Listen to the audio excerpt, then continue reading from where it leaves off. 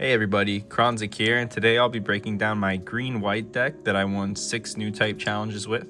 Of course, there have been some changes as GDO2 was introduced and the meta shifted, but more or less it's still the same bones of the deck. I'll talk a little bit about the choices that I've made and some of the changes I've made over the season as we go through the deck list. So we'll get right into it. Starting off, 2 Zowort. This card still has its place.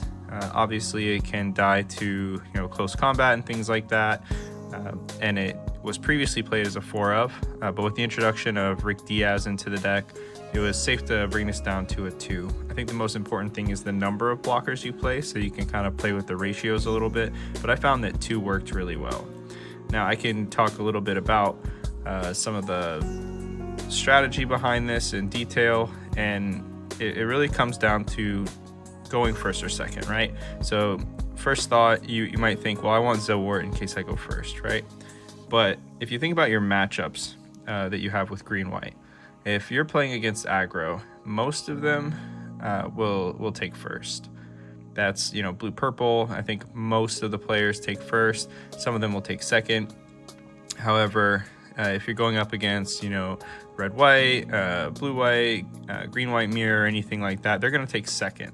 So the fear of, oh, I need this card because what if I go first and lose the dice roll, is valid, but I think that it's a lot more negligible. So playing this in a lower amount seemed to work out for me. Next, 4 Lifrith. Just a great stat line. Card is really good. Always played it 4.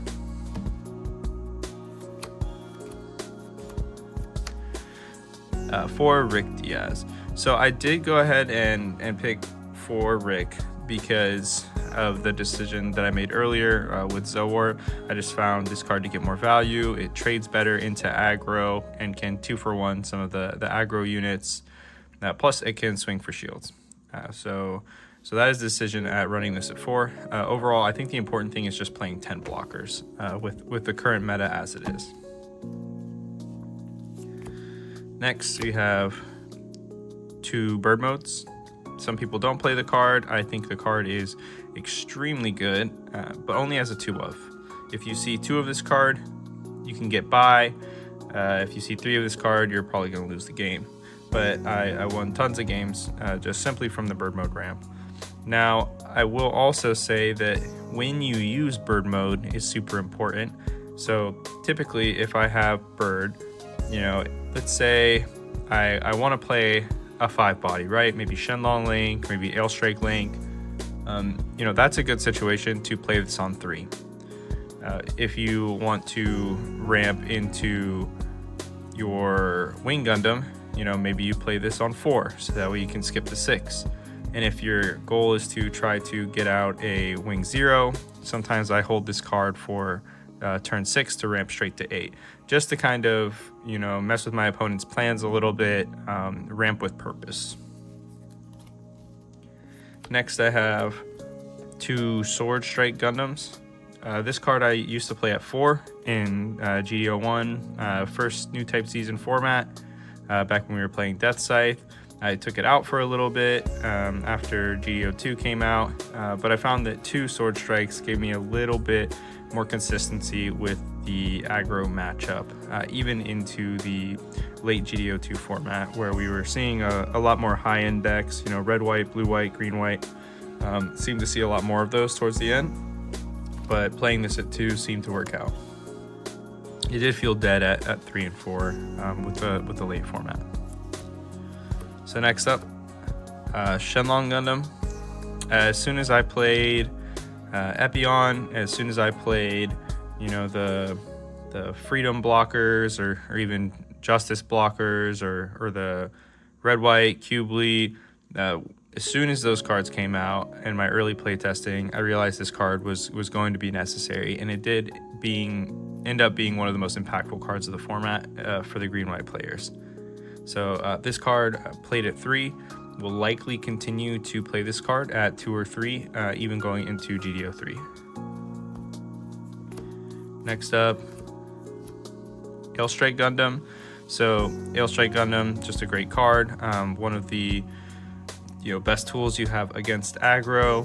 I can respond to Grandpa very effectively by bouncing and only taking 3 damage, responding the next turn, and can trade into the mirror match into another Ale Strike or even a Shenlong Gundam and live with 4 HP or 4 damage taken. So this card is incredibly good. Next, Wing Gundam, just kind of the bread and butter. The pressure with Breach is one of the strengths of this deck, especially in the mirror match and against blue-white. So definitely still playing this at 4.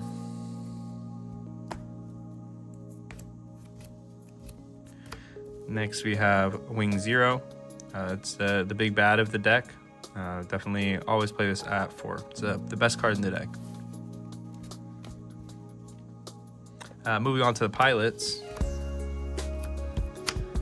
4 Hero. Love-hate relationship with this guy, but when you got it, you got it.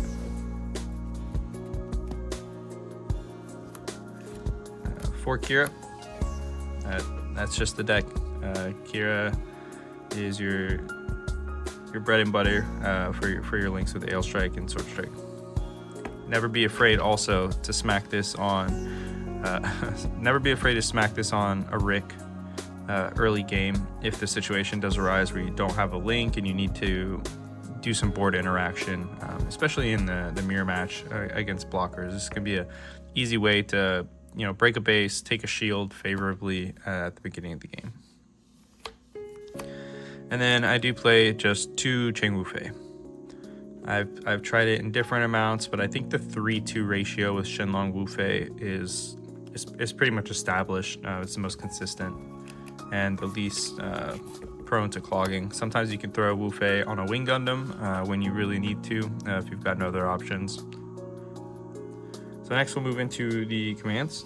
So we do have 2 Striker Pecks. I used to like the card at 3. I've seen people play it at 4. I think right now there's just not a lot of room in the deck, especially with Shenlong and Sword Strike. So this card did become a 2 of. When I got it, it was great, but towards the end of the format, I really stopped expecting a burst. It's nice if it happens, but the way the deck played out, a lot of the time, you shouldn't expect to see a burst to come in and save you. I do have just 1 floating unforeseen incident. Again, the deck is really tight. I think that if you're going to play 3 Shenlong and 2 Wu Fei, that you should play unforeseen in some capacity, but the deck is just so tight I could only make room for 1. But I found just being able to threaten the 1 unforeseen incident was still really, really good. And then, of course, the 4 Overflowing Affections. Pretty standard.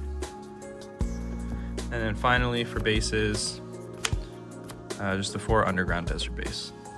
I think in the first GDO1 format for Newtype challenges, I was running a 5th base, Kusanagi. I really liked it, found a lot of value in it, but just no room currently with the need for Sword Strike and Shenlong in the meta. All right, so that is the green-white deck.